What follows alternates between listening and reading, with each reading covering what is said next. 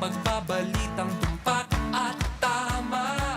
Buhay at tenista, sa loob sa labas ng eskwela, ating ibibida lahat ng buwela.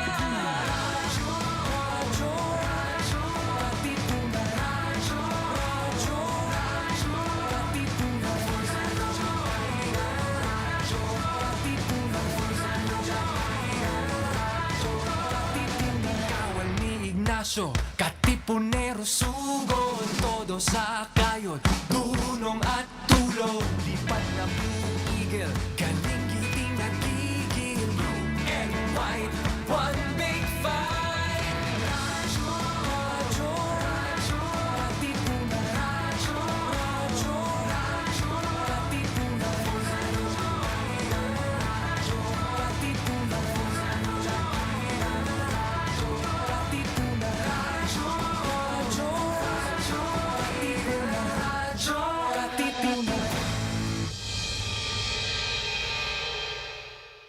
Tara na't simulan ng inyong umaga sa mga magagandang refleksyon tungkol sa ating buhay at pananampalataya.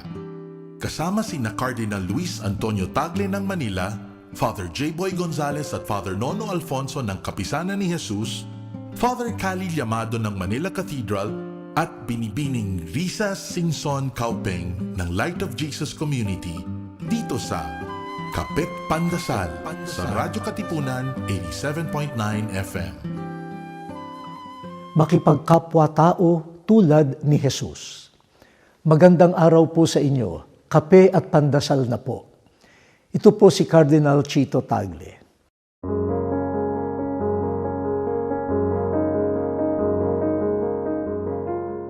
Ewan ko ba kung bakit ganito tayo? Kahit kaharap ay kapwa o kapareho nating tao, may oras na pakiramdam natin higit na tao ako kaysa sa kanya. Ibig sabihin, angat ako. Ibig sabihin, Diyos ako. Laganap ang kahibangan na ito. Naniniwala tayong nalampasan na natin ang pagiging karaniwang tao. Nakakalungkot at nakakatakot kapag nangyari ito. Si Jesus nga, anak ng Diyos, subalit naging tao. Hindi niya ikinahiya na maging katulad natin. Itunuring niyang kapatid tayo. Binigyan niya ng karangalan ang ating katauhan. Iniangat niya ang ating abang katayuan. Nakalulungkot kung tayo ang nanghahamak sa kapwa. Samantalang, tao rin tayo at hindi Diyos. Itigil na natin ang paninira sa kapwa. Makipagkapwa-tao tulad ni Jesus. O Diyos, salamat sa pagyakap ni Jesus sa aming pagkatao. Amen.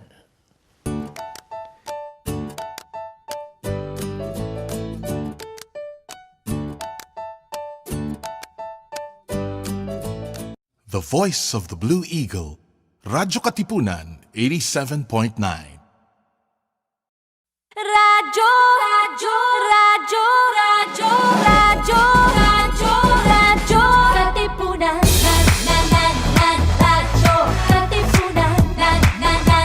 Radyo, Katipunan. Radyo, radyo, radyo, Katipunan. Radyo, radyo, radyo, Katipunan. The Voice of the Blue Eagle, kami di mapipigil sa pagbabalitang tumpak at tama. Buhay at tenista, sa loob sa labas ng eskwela, ating ibibida lahat ng eskwela.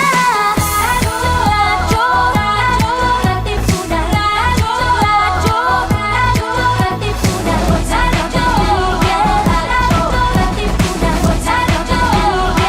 Radyo, Katipunan. Kawal ni Ignacio, Katipunero, sugod, todo sa kayod, tunong at tulong.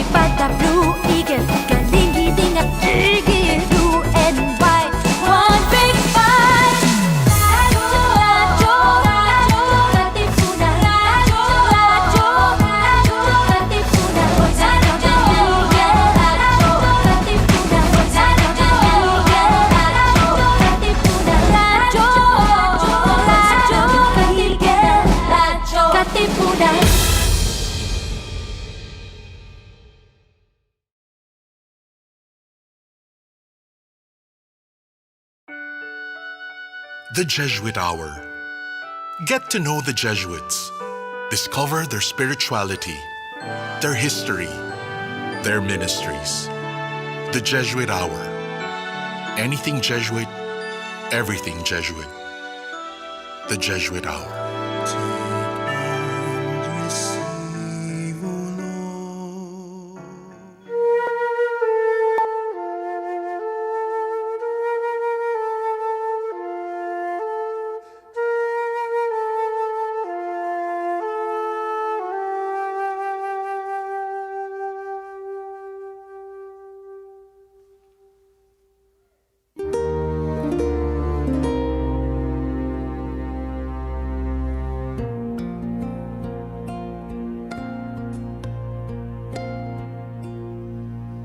Nella fantasia io vedo un mondo giusto, lì tutti vivono in pace e onestà.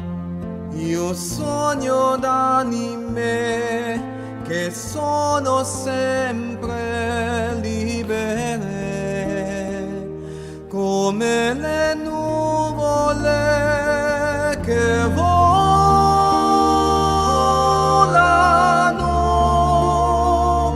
piene d'umanità,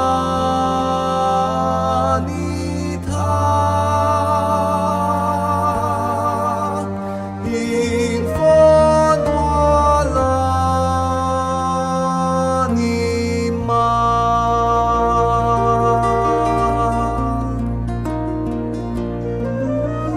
Nella fantasia io vedo un mondo chiaro,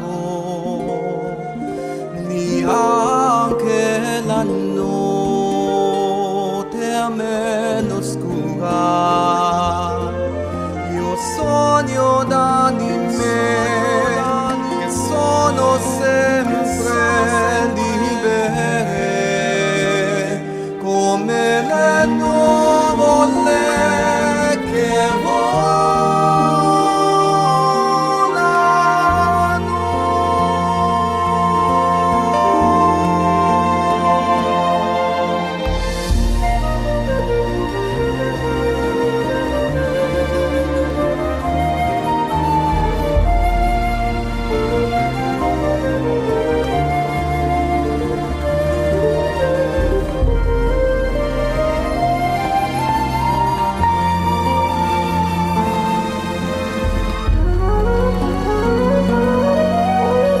nella fantasia esiste un vento caldo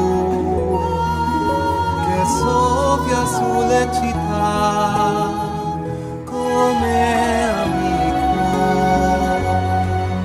Io sogno d'anime che sono sempre libere, come le nuvole che volano,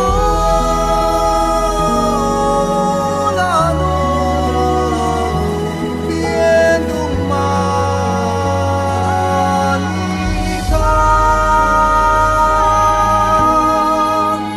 in fondo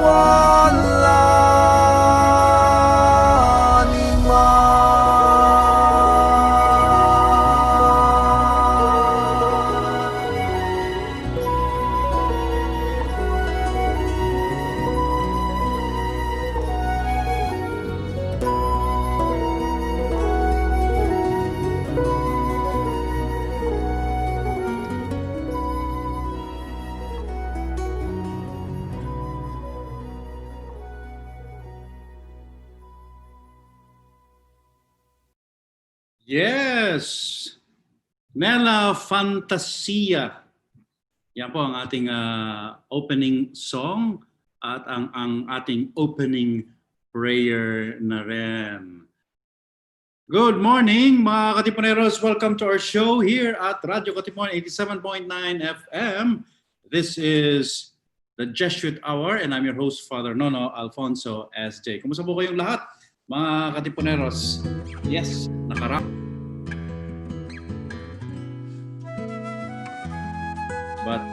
As you already know, mga katipuneros, ang Ateneo de Manila University po would like to help sa mga nasalanta ng bagyo, especially in Bicol and the Quezon province.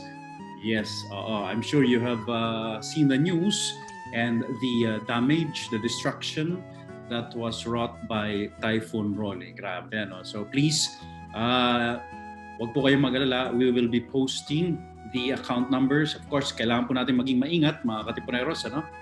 Sa pagtulong. Yes, alam naman natin na some people still are able to take advantage of this kind of disasters. So my dear friends, please abangan niyo po yan. Ipopost natin how you can help. Marami po nagtatanong how they can help. In the meantime, welcome po ulit sa ating programa. And ngayon pong umagang ito, we are so excited because tamang-tama in the spirit of the pandemic and all these disasters that call upon us to help our brothers and sisters, our neighbors in need. Ayan. We will be talking about Fratelli Tutti. Yan po, recently issued by Pope Francis, Fratelli Tutti, which means, ewan ko iti-check ko sa ating resource person kung tama. All programa, ipapakilala natin, matalik nating kaibigan, at siya po ay, ayan nag-graduate ng MA from Oxford University, Naks naman, MA in Philosophy, and then he went on to pursue his doctoral studies sa Gregorian University lang naman sa Roma. Yes, and now he is at Saint Philip Neri, San Felipe Neri Parish, dyan po sa Mandaluyong, sa Archdiocese of Manila. Kaibigan po nating matalik, walang iba kundi si Father Christopher Fajardo. Good morning, Father Cris! Father Cris, Yan. Ayan. Good morning, Father. And thank you for having me. Wala ka na ibang makuha, no? No, nagkaroon may walang mga Hindi, wala masyadong theologian dito sa campus, Anyway, so Father Cris, how are you? I am doing fine. Thank you very much. Kayo, kamusta? Eto, nakakulong lang. Oo nga, ganun buhay natin. Pero Father Cris, dumami yung puti ng buhok mo. Mas Oo. matanda sa akin. Grabe, konsumisyon. Where are you now, Father Cris? Nandiyan ka sa parish? Yeah, I'm in my bedroom and is with some Laudato Si effects. Okay, so Father Cris, how have you been since the time of pandemic? Ano bang pinagkabisihan mo? Ano ba yung ginagawa ng parish? Dito sa parish, we are really in the midst of everything, no? May masses na, pero still we are observing social distancing, pero maganda yung protocol na in-implement nila Father Merino and Father Magdurulang, no? Yung dalawang pillars namin dito. We go to sick calls dahil maraming mga may sakit sa paligid. Tapos napakarami ring mga earned blessings. Kasi nga, automatic pag namatay sa hospital, diretso na sa ang tawag diyan, Crematorium. Crematorium, diretso na doon. And I think 2 months ago, we had to add 2 more ovens, no? And I blessed that, dun sa public cemetery dito kasi nga pumipila yung mga kailangang i-oven during those weeks. At hanggang ngayon yun ang nakakaiyak kasi maraming taong namamatayan tapos yung makikita na lang nila, iwan nila sa hospital kasi COVID, tapos patatanggap nila nasa urn na, no? Kaya medyo mahirap yung dinadaanan ng maraming tao. And also, yung mga outreach programs, maraming nagagawa dito. Father Cris, nung nagsimula yung pandemic, dito sa Metro Manila, maraming kaso sa San Juan and Mandaluyong, di ba? Yes, O yes. dyan sa inyo. Oo, totoo. I think consistently nasa top 5 yung Mandaluyong Mm. in terms of cases. So, Mm. yeah. Okay. Father Chris, I would have discussed with you Fratelli Tutti in another context. Pero mukhang actually nga bagay na bagay, di ba? Oo, totoo. At lalo sa marami pang nagaganap sa mundo ngayon, no? Correct. Tomorrow ba will be the election sa Amerika. Oh, yes. Advanced Dito, tayo ng oras. dito sa Pilipinas, patuloy pa rin yung mga malalagim na nangyayari, Correct. mga corruptions, mga questions halimbawa diyan sa PhilHealth, Sa marami Dolomite. pa sa Dolomite. Oo. Marami yan parang tinatamaan talaga lahat ng mga mensahe ni Pope kung ipag-iisipan natin. Hindi na natin kailangan lumayo pa dito pa lang sa ating bansa, sa ating lipunan, sa realidad ng ating galaw ng buhay ngayon, galawan sa Kongreso at kung saan-saan pa, talagang very applicable. The encyclical really speaks to us, to our situation.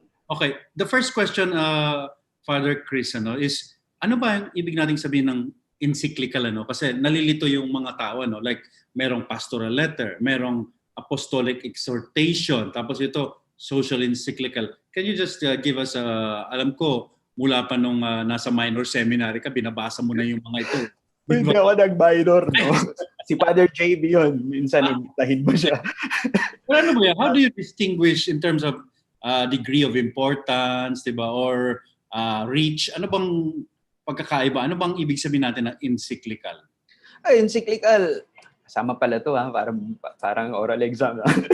The root word is the Greek word kiklios or kiklos, no, which means circle, no. So it's really more like a circular letter na nanggagaling sa Santo Padre, no. So this is one of his pastoral or administrative tools to impart and communicate the message. Pero ang encyclical, meron siyang one of those that occupy a higher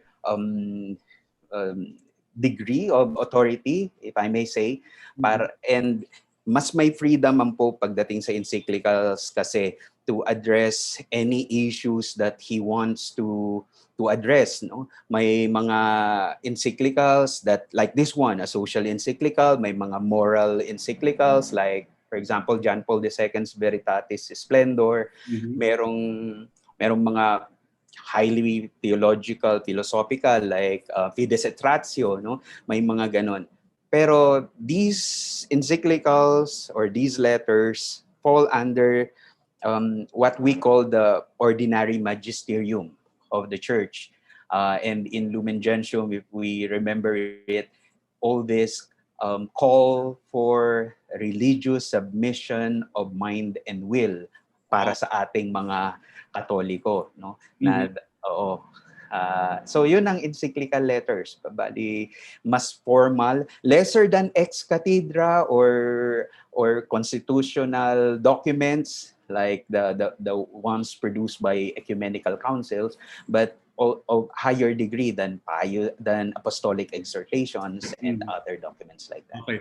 Parang ang sipag-sipag ni Pope Francis, parang every year meron siyang sinusulat na this kind of letter, like sineselebrate natin ngayong taong ito, yung Laudato Si. Pero last year, meron siya yung Gaudete Exsultate. Diba? Parang taon-taon na lang, ang sipag naman yung si Pope Francis. Totoo. Though, technically, pangalawa pa lang tong encyclical na siya talaga yung nagsulat. Okay. The others, like the ones you mentioned, are apostolic exhortations, no? Tapos yung sa synod, post-synodal document, yung sa about that church in the Amazons, no? Yun. Pero tama ka, ang sipag magsulat ni Pope Francis na given 7 years pa lang yung kanyang pontificate, ang dami niya nang naisulat, no? In terms of encyclicals, dalawa pa lang talaga yung he authored, yung Laudato Si at itong Fratelli Tutti. Yung first encyclical na siya yung pumirma, actually drafted by Pope Benedict XVI yon, no? naabutan ng pontificate niya. Kaya siya na yung nag-final editing at siya na yung nag-publish. So sabi nila 2.5 encyclicals na yung nasulat niya. 2.5. Pero I noticed this one, kumbaga sinulat niya during the pandemic kasi nabanggit niya sa Fratelli Tutti na ang mga tungkol sa pandemic. Sabi ko, siguro dahil wala siya masyadong ginagawa, nakakulong din siya. Katulad natin. Okay. Pwede. Oo. Pero nilinaw niya rin na sinimulan niya tong isulat after the meeting with the Muslim leader in this meeting sa Abu Dhabi, no? So that happened in February of 2019. So sabi niya nga inabutan siya ng pandemic. Kaya maganda, mas na-contextualize niya. Okay, Father, let's talk about the encyclical now, closer focus. Fratelli Tutti. Can you explain to us the title? Anong ibig sabihin? Ikaw yung magaling mag-Italian diyan ka. Ako spaghetti pasta lang ang alam ko. Father, Fratelli Tutti literally means brothers all, no? Para lahat magkakapatid. 'Yun ang sinasabi ng Santo Papa. Na balikan natin yung Spirit of St. Francis. Maganda pa lang sabihin na pareho yung dalawang titles ng encyclicals niya, Laudato Si at Fratelli Tutti, parehong galing kay St. Francis of Assisi. No? In a letter preaching to his brother Franciscans, Saint Francis of Assisi addressed that na dapat tayo lahat magkakapatid at nilagay nga ni Pope dun sa encyclical yung quotation na iyon, love your brothers, be they far or near, love them the same way. Kaya yun yung tema talaga ng encyclical, for an invitation for all of us to once again go back to that reality na magkakapatid tayong lahat. Kahit yung mga ayaw mo, kapatid mo pa rin yun, no? Kahit yung mga kahit yung mga malayo, no? Kahit yung malayo sa puso, kapatid mo pa rin yun. And why did he write this? Sabi mo nagsimula noong last year dun sa meeting niya with yung mga rabbi. Al-Tayeb, oo. Why did he write this? Katatapos niya pa lang nung Laudato Si at marami pa siyang sinulat na exhortations. Tapos sinulat niya naman to. Kumbaga, what do you think triggered his writing this social encyclical? Yung meeting niya with the imams dun sa Abu Dhabi, very significant kasi that was historical, being the first ever pope na bumisita sa Arabian Peninsula. No? And we know how important that is sa mga Muslim, no? Naroon yung birthplace ni Muhammad, na Prophet Muhammad, narin yung libingan, naroon yung Mecca, no? Kaya significant yon para sa kanya, and very clearly the Pope says that the meeting with the imams, the great imams, really touched his heart. And meron nga silang declaration, if we can also read that declaration nila nung February 11, 2019. Joint declaration to, di ba? Parang sinasabi nila that we are turning away from violence dahil lahat tayo magkakapatid, walang Diyos, walang kahit ano pang pangalan ng Diyos mo, walang totoong Diyos na magsasabing pumatay ka at magpatayan kayo, no? And the Pope said ito yung impetus niya, seeing this world na ginagalawan natin ngayon, no? By the way, the word walls was repeated, I think, more than 40 times dun sa encyclicals, no? Because we are indeed living in the culture of walls, no? Sa America, build that wall, build that wall. Yes. No? Sa UK, exit, no? Sa ibang marami pang ibang bansa sa Europa, bawal pumasok ang mga refugees, no? Nagtatayo ng mga walls, no? Kaya ito yung siguro gustong tigilan ni Pope, gusto niyang gibain yung mga walls na nakatayo na para makita mo uli yung mga kapatid mong nasa kabila ng pader na tinatayo natin. Not just physical walls, but cultural walls, social walls, spiritual walls sometimes. Yes. The one who alerted me about the great importance of that document that came out of that dialogue sa Abu Dhabi was Father Joel Tabora.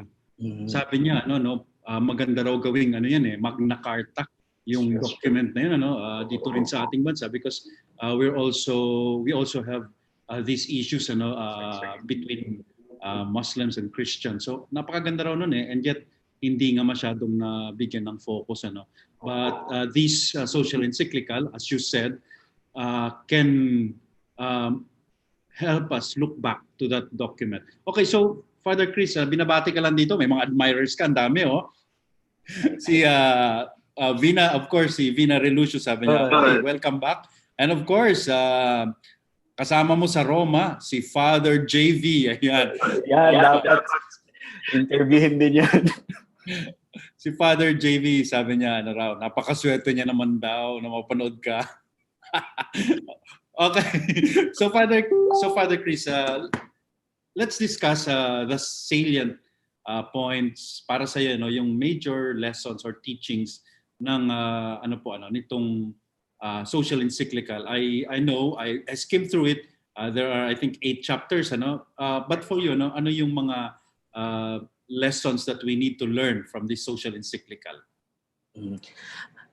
Nung binabasa ko yung encyclicals, para ka nagbabasa ng specs, no? Kasi 'di ba, parang is very his Jesuitness is really shining through dun sa encyclical. The first part is more of a introduction, no? Oo, yung chapter 1 was actually Survey of the world. Oo, parang a scan of what's going on right now. No, ang naalala ko sa specs parang yung contemplation of the simple world, no, meditation on the sins that are happening. Tapos yung second chapter, it's actually almost a meditation or contemplation on the pericope of the Good Samaritan, di ba? Tapos may mga tanong pa ron si Pope na of all these characters, with whom do you identify, no? May mga ganun pa siya, no? Tapos may maganda pa siyang sinabi na there is in all of us there is the victim, in all of us there is the priest, in all of us there is the Levite, in all of us there is that good Samaritan, no? I think these first two chapters, no, are really the key to understand or to read the whole encyclicals. Pag nakuha natin yung gustong sabihin ng Pope doon sa first 2 chapters, yung the rest of the encyclicals, may lente na tayo na gusto ng Pope na maging lens natin, no? So I would say the encyclicals is not just to be read, it's to be prayed. Kailangan talagang idasal. Naisip ko nga, napakaganda nitong table reading sa novitiate, or sa mga seminaries. Yung during lunchtime, magbabasa ka ng maikling isang paragraph, and that's really that's a really powerful tool for prayer, no? At pagkatapos mong pumasok dun sa ganung dasal, dun mo parang mas ma-appreciate or mas ma-own yung invitation ng popes dun sa chapters 3. Chapter 3 opens our eyes. It's titled Envisaging and Engendering an Open World, no? Magbubukas yung mata mo, makikita mo kung saang mga bagay na hindi ako nagiging kapatid sa aking dapat kapatid, no? Parang examen, Oh, exactly, Pards. Father, parang siyang examen talaga, no? Kaya nga, pag nakakarinig tayo ng mga ibang kritisismo na parang imbis na tanggapin yung mensahe, mas hinahanap yung mali, parang ang sabi ko, baka hindi pa natin na-check yung sarili natin, no? Na meron tayong reaction kasi tayo yung tinatamaan, no? Kaya tama, it's really a tool also for examination of conscience, no? Tapos doon sa mga sumusunod na chapters, binabalikan niya lagi yung mga themes, no? Halimbawa, the theme of hunger, the theme of violence, the theme of closing our doors to even in the interpersonal and in the international level. Binabalikan niya, no? Para talagang specs, umiikot ka. The same grace, the same reality, hanggang siguro tumanim talaga sa puso mo yung mensahe ng Pope. he addresses many very concrete issues. No? For example, the universal destination of goods. No? So medyo pinuna niya yung private ownership na minsan naaabuso natin. No? Parang binalikan niya yung rerum novarum, yung mga Oo, Centesimus Annus ni Pope John Paul, no? Parang binalikan niya yung mga yon kasi baka nakalimutan na nga natin. Very clear yung kanyang section on death penalty na talagang wala nang lugar sa panahon natin ngayon na patayin natin kahit yung mga makasalanan, kahit pa may legal proceedings, no? Sinasabi ng Pope, violation talaga to ng dignity of the human person. That is not new because in August 2018, meron ng declaration or letter ang CDF to bishops all over the world na sinisingit sa CCC, sa Catechism of the Catholic Church, yung point na yon that death penalty is truly not admissible in the light of our theology, no? That's CCC 2267, no? Nakasingit na talaga 'yon. So pag may mga Katoliko pang pinupo na yung sinabi ng Pope, medyo late na sila kasi yung 2018 pa nandoon na 'yon sa CCC. Wow. Ano pa ang mga salient points? The abuse of power, no? May section siya on the populism na nangyayari ngayon, no?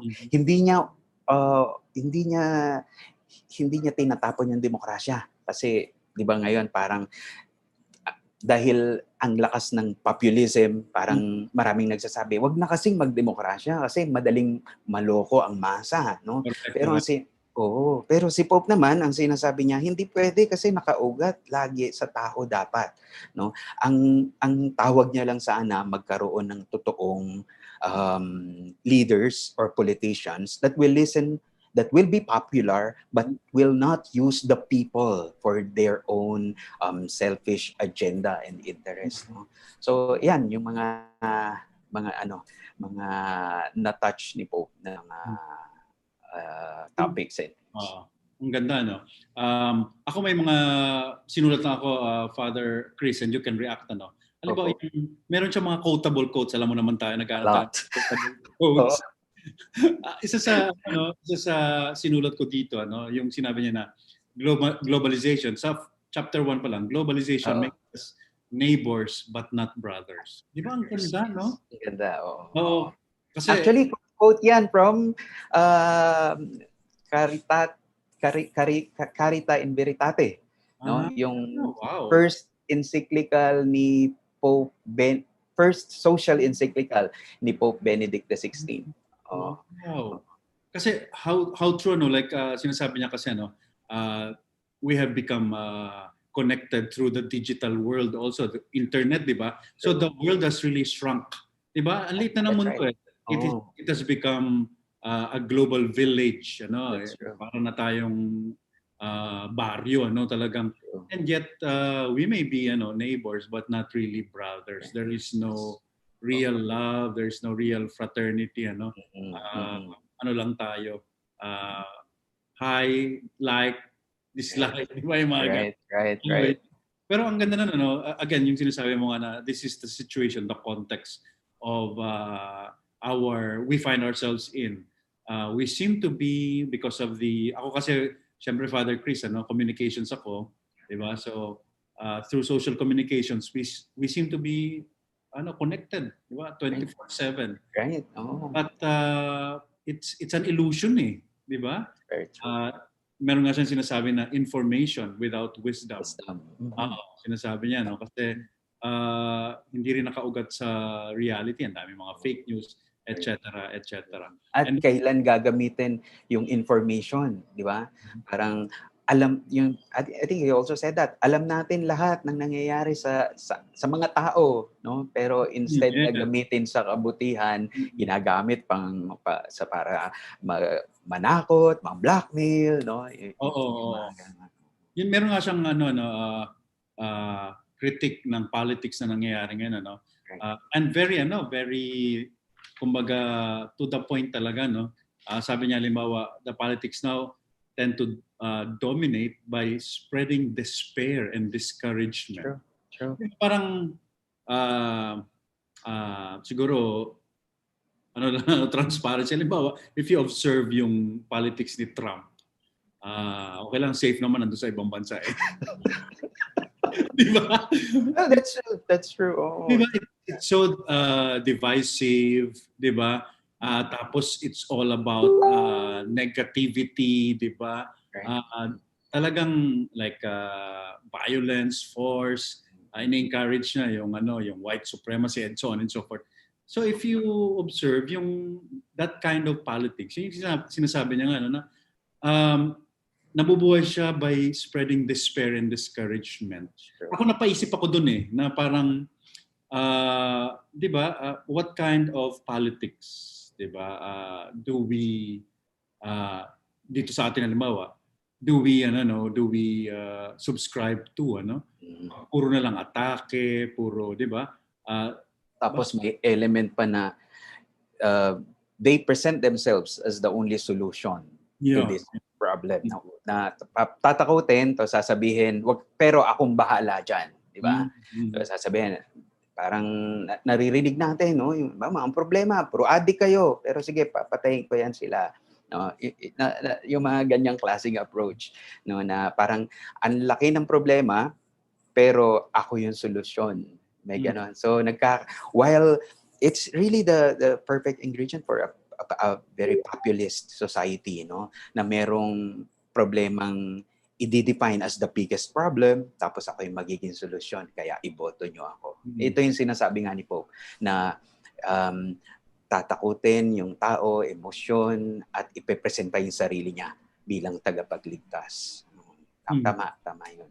Yung may mga inuulit din siyang yung kumbaga greatest hits niya, no, Father Cris, yung halimbawa yung throwaway culture na sinasabi. Throwaway culture. Oh. Ngayon sinasabi niya throwaway world kasi there are people that are thrown away, like yung mga, of course, yung favorite topic niya, mga migrants. Di ba? And mga unborn kasi they are not yet useful. Tapos yung mga elderly because they are no longer useful, no? So tapon pag wala ng pakinabang, yun. Yeah. And then now, yun nga yung sinasabi mo, yung culture of walls. Yeah. Yun yung nakakatakot, Meron din siyang sinabi na ngayon daw, meron siyang sinasabi na Third World War is, ganda Third World War. The Third World War is already happening piecemeal. Right. Ganda! Kasi diba, naka-World War II pa lang tayo, pero of course, ayaw natin mangyari yung World War III, di ba? Nuclear yun eh. But of course, pero sinasabi niya nga, it's already happening piecemeal. Maraming mga local wars na nangyayari ngayon that are killing a lot. Alam mo, yung sa Syria, ilang taon na ba yun? Di ba? Yung civil war dyan sa Syria. Okay. Tapos may comment din siya about the global economy. Kasi ngayon, alam natin Father Cris, ang sinusunod na talaga ng mundo is market, di ba, capitalism. Yes. Pero sabi niya, wealth has been increased but not equality. True. Di ba? Not equality. Dati yung mga obispo dito sa atin sinasabi na nasaan yung yung equitable distribution ng economic goods, hindi naging inclusive yung economy. So, yung po ito Father Cris, kasi alam ko philosopher ka. Yan, philosopher. May sinasabi siya about historical consciousness na nawawala raw. And ang pumapalit yan ay deconstruction, dito sa ating bansa, relativism. Can you explain that muna, Father Cris, what he meant by that? Well, the Pope was addressing that especially to the young generation, no? Pero of course, may participation din yung tulad nating matatanda na. Pero kasi ang nangyayari because of the technology right now, as you were saying, the social media, may mga hiniyayakap na realidad ang mga ibang sektor ng lipunan, no, na they would present it as as the solution or as the way to view the world na hindi na nakaugat sa paano ba tayo nakarating sa ganitong sitwasyon, no? Siguro ang gustong bigyang diin ng Pope na tingnan natin lahat ng produkto na meron tayo ngayon ay bunga ng mga nangyari sa nakalipas, no? Na hindi natin dapat kalimutan dahil from there we learn how to move sa ngayon, no? Alam mo na nung nabasa ko yung part na yan, ang naalala ko si Manong Archie, no? Si Father Impengan, no? Yung one of our seminars with him before, yung isang napaka salient point yung sinasabi niya, the fructification of good and evil, no? Na may bunga lagi ang ating ginagawa ngayon. At yung mga realidad ngayon ay bunga ng mga desisyon na ginawa natin noon, no? Sabi niya, talagang may bunga lagi. Kung anong gagawin mong desisyon ngayon, may bunga yan, no? One example is election will always have consequences, no? Ito yung binoto natin, kaya tingnan mo ano yung buhay natin. Hindi yan magic na dumating at nalaglag na lamang galing sa langit o kung saan pa man, no? Bunga ng desisyon. At sa pagtingin natin sa kasaysayan, doon natin mas makikita kung ano ba yung pananagutan ko sa nangyari ngayon. No? Ano ba pananagutan ng mga magulang, ng mga ninuno ko sa nangyari ngayon? Kasi may implication, Father Nono, when we talk, for example, of equality, of equitable justice, may mga I was reading some comments sa Fratelli Tutti, no, na nagsasabi, ano bang gusto ng Pope na yung mga mayayaman i-give up yung kanilang mga kabuhayan at para ibigay na lang sa mga pobre, di ba? Amin to sabi nila, amin to Yun yung, I think that's a very classic example or a very clear example of this point ng Pope. Tingnan mo yung kasaysayan. Bakit kayo maman? Yes. Yung mga ibang bansa, first world yumaman dahil inabuso yung yaman ng mga third world ngayon, no? At dalhin mo yan sa Pilipinas. Yung mga mayayaman ngayon dahil sa mga hasyenderong pinamana ng mga Kastila, yung mga ganon. Kaya nakapag-aral yung mga iba-ibang henerasyon. Samantalang yung mga pobre, generations after generations of poverty, of lack of formation, of lack of access to public services. Kaya may kasaysayan. Yung kahirapan ngayon, hindi lang dahil sa tamad yan, hindi lang dahil sa malas sila, may kasaysayan at may pananagutan tayong lahat sa mga yan. I think that's the point of that historical consciousness na kailangan natin. So lahat nakaugat sa kasaysayan. Ano? What about itong term na to, Father Cris? Sinasabi niya yung cultural colonization. At nabanggit niya yata sa sa in the joy of the gospel. Yes, oo. Kahit sa Caritas in Veritate, meron din yun, no? The cultural colonization. Ito yun, yung may mga standard tayo ng kultura, no? Na pag, for example, siguro ang magandang application nito na nabanggit din ni Pope, no, sa indigenous people, sa mga IPs, no, na parang sa ating mga tagalungsod, ang tunay na kaunlaran ay yung masimento ang kalsada, mapatayo ng mga simentadong bahay, magkaroon ng cable, magkaroon ng kung ano-ano pa. Parang yung kultura natin ay itinuturing nating the standard para dun sa iba, na hindi natin na minsan nalilimutan na may mga kulturang napakahalaga sa mga taong yun at mas mayaman pa, mas makatao pa kung titingnan mo kaysa sa kultura ng nasa syudad, no? Ang sinasabi ng Santo Papa, we cannot uproot people from their culture.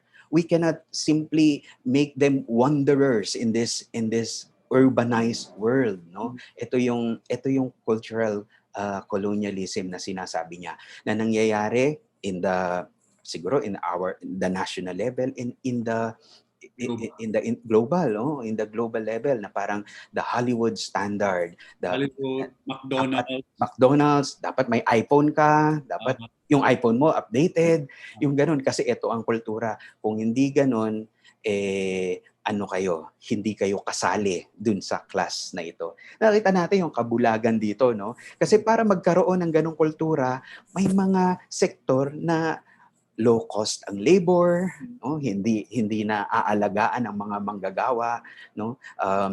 Na-oppress yung mga natural resources, no, natin, na deplete just to maintain this kind of ideal culture which is limited. The access is limited to just a very few. No? Oo. Parang ngayon Father Chris I think people realize this nung sinabi na, "Oy, online tayo, okay lang 'yan. Mag-online education na lang, online learning." And then they realize, especially our friends at the Department of Education, na hindi naman talaga connected ang mga tao dito sa Pilipinas, for example, where 30% are poor, 'di ba? Our kababayans are poor. Paano sila mako-connect So it will entail so much cost. That's true. Hindi talaga connected. Pero sa ibang mundo, sa first world, yes, of course they're connected. Madaling magsabi ng online learning. So yun yung sinasabi mong standard na dapat ganito, hindi naman totoo. Okay, so Father Chris, sabi mo key to the encyclical yung chapter 2. Yung the Good Samaritan. So, through the lens of that parable, anong challenge na binibigay sa atin ni Pope Francis given all this situation? Ano yung maging Good Samaritan tayo? What is the challenge of Pope Francis? It's sabi niya, siya na mismo yung nagsabi, this is quite straightforward yung parable.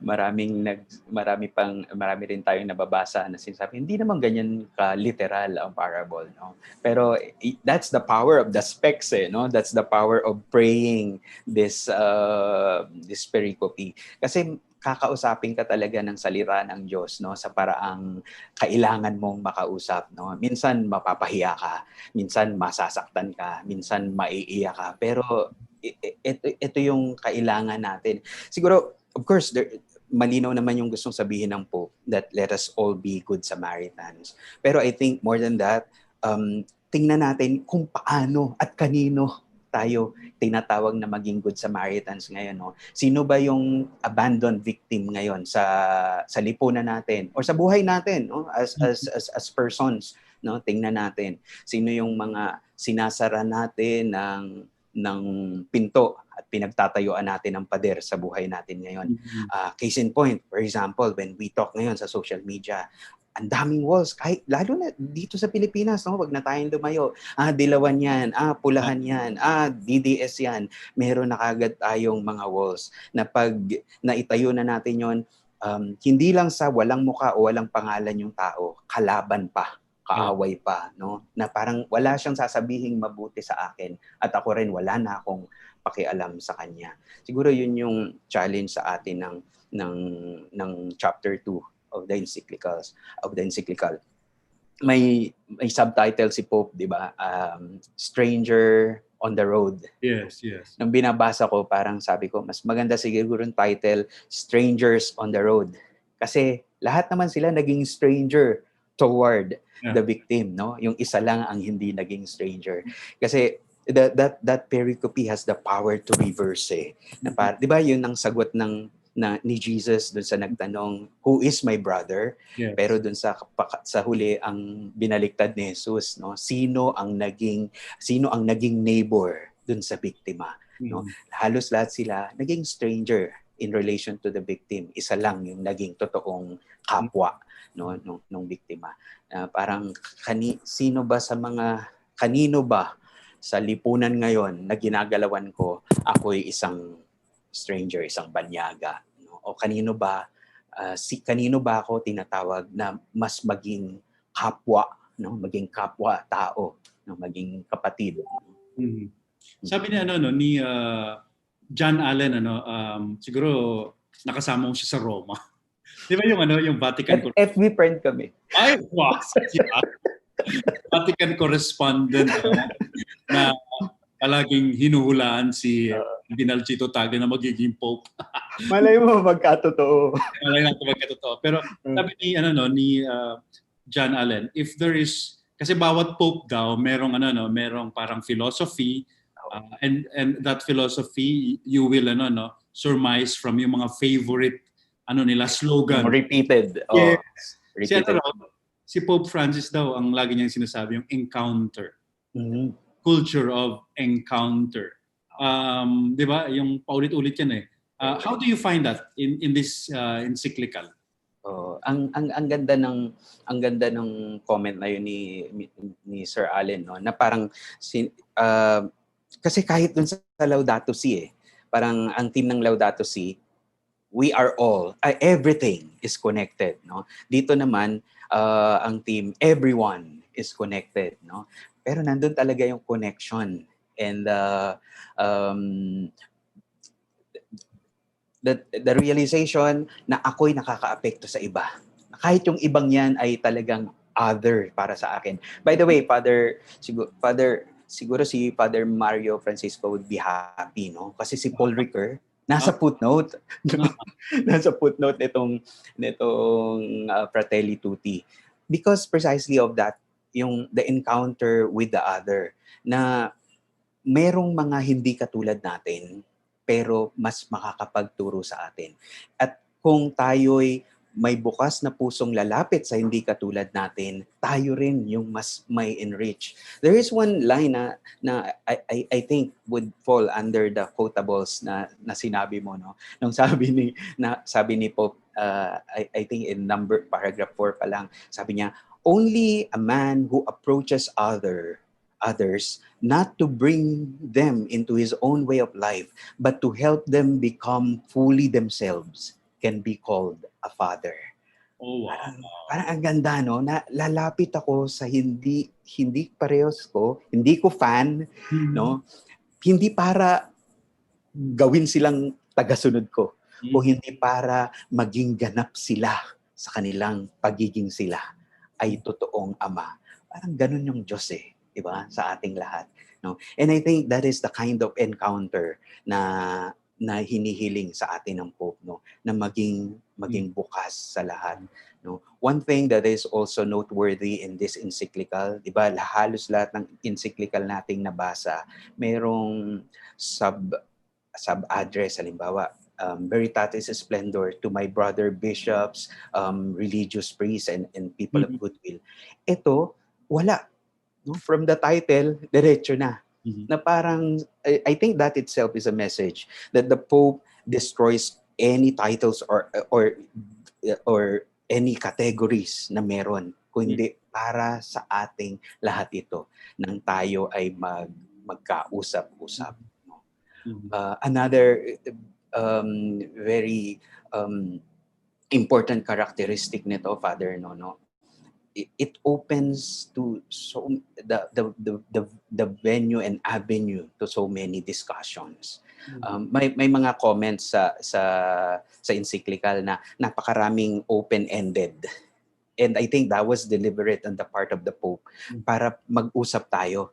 Itong Pope na ito, hindi siya Pope na nagde-declare na ito ang wala nang discussion, ito na. No, you remember after the pastoral letter on family life, no, may mga queries from some cardinals na linawin mo nga anong ibig sabihin yung sinasabi mo, pero the Pope never responded. Yes. Kasi ang gusto ng Pope, tuloy natin yung pag-uusap, di ba?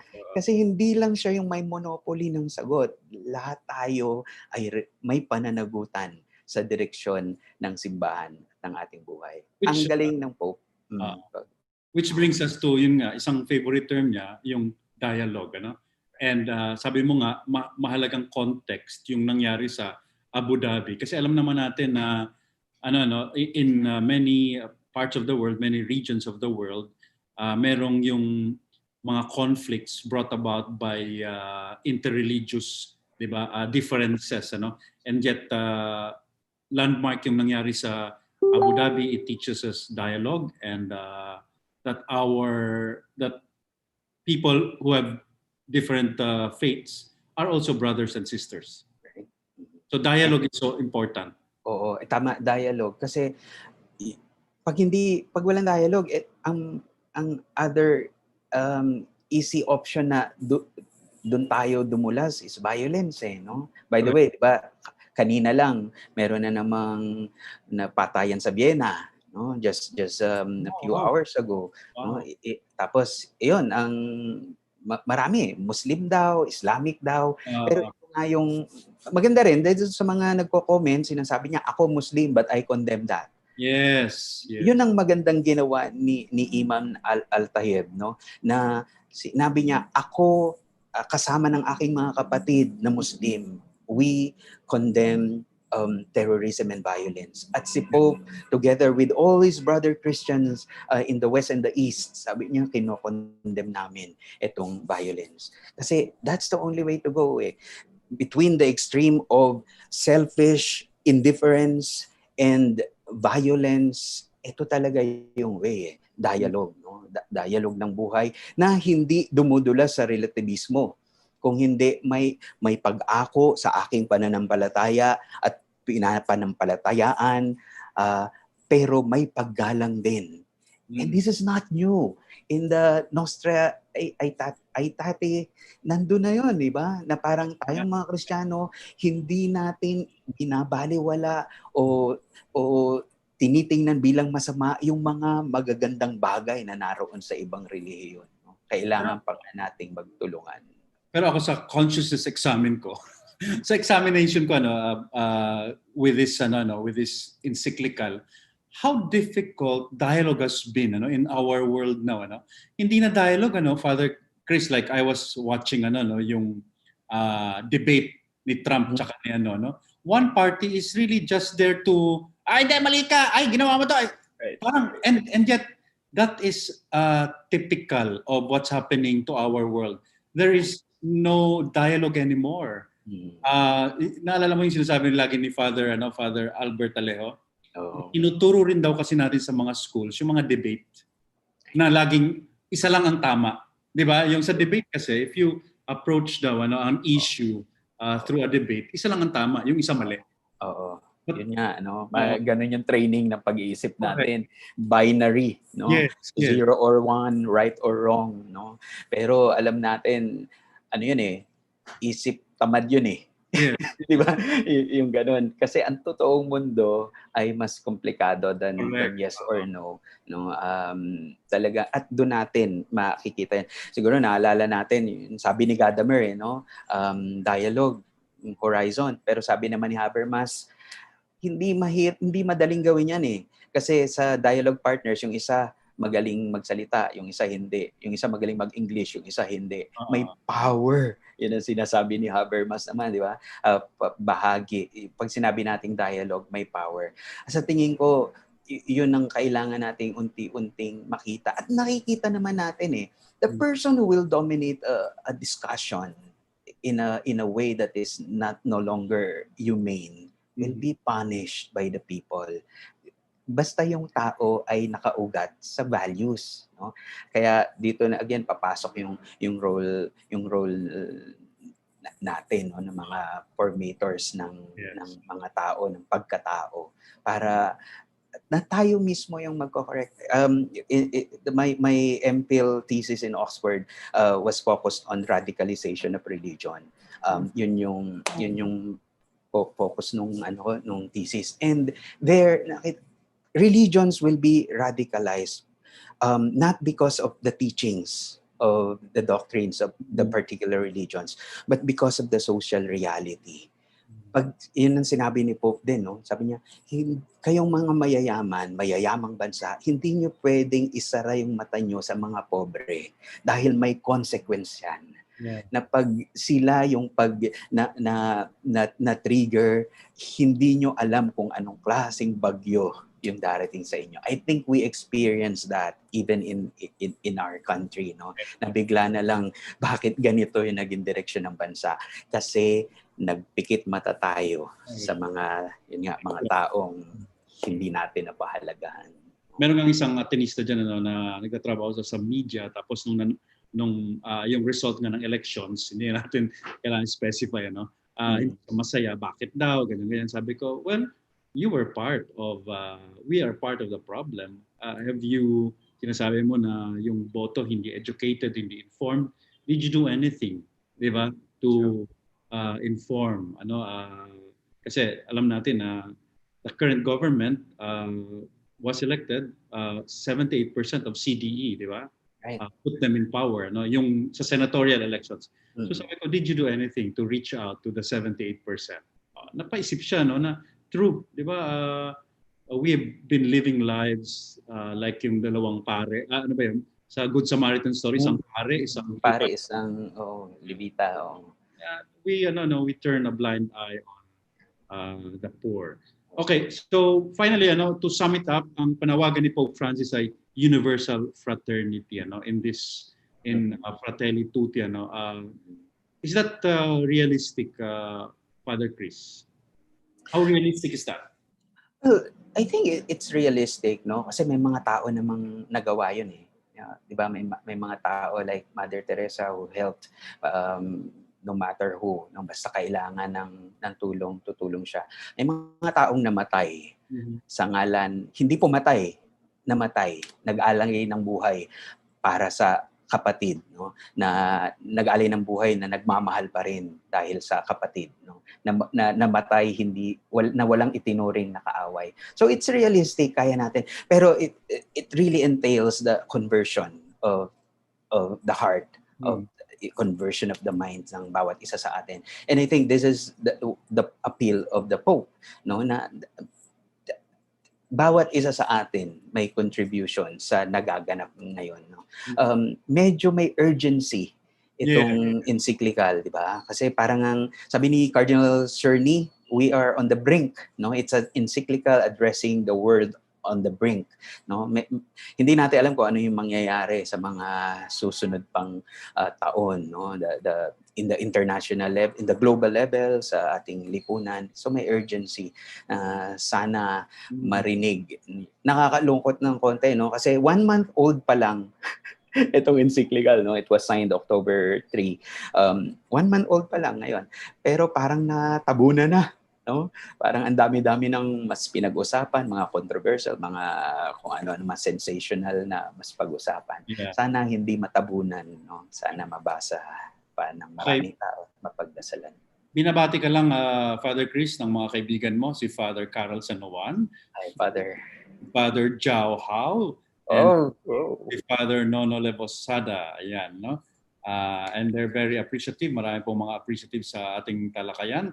Thank you so much po. So, Father Cris, what would be, if you will be addressing itong mga nanonood sa atin ngayon, nakikinig sa atin ngayon, on the individual level, personal level, what can people do in view or in line with Fratelli Tutti, the message of Fratelli Tutti? First, let's check ourselves, no? Examination of conscience, kasi bawat isa sa atin may mga tinuturing na iba, no? May mga tinuturing na nasa labas ng aking pader, no? Siguro let's start there. Doon kasi natin makikita, check our biases, check our prejudices. Tapos yung takot. Kasi nagtatayo tayo ng walls dahil sa takot eh. Nagsasara tayo ng pinto dahil sa takot. So let's check our fears. Kasi, di ba, kung may takot nga, walang lugar ang pagmamahal. But perfect love, as the scripture says, cast out fears. Doon tayo magsisimula, no? Kung may konting takot, labanan ng tapang na galing sa Espiritu. Amen. And Amen. Salamat, Father Cris. salamat, Father, for this. Yes, we hope we can invite you again. Huwag kang magsasawa sa amin. And we hope we can visit your parish one of these days. Sure. Oo, pag pwede na. Oo. Pag madali nang gumalaw. Yes. Okay, maraming Sige pa. salamat, Father Cris. Salamat po. Ingat kayo at maraming salamat. Prayers. Okay. Yan po si Father Cris Fajardo mula sa San Felipe, Neri Parish dyan po sa Mandaluyong. At sana po nakapagbigay kami ng inspirasyon at kalaman sa inyo ngayong umagang ito.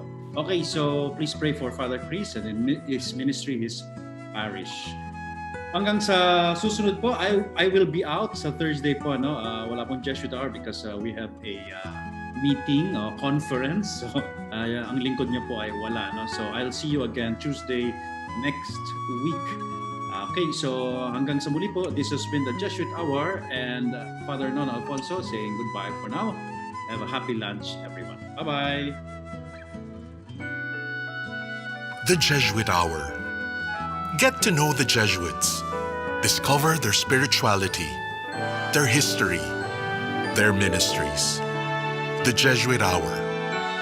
Anything Jesuit, everything Jesuit. The Jesuit Hour.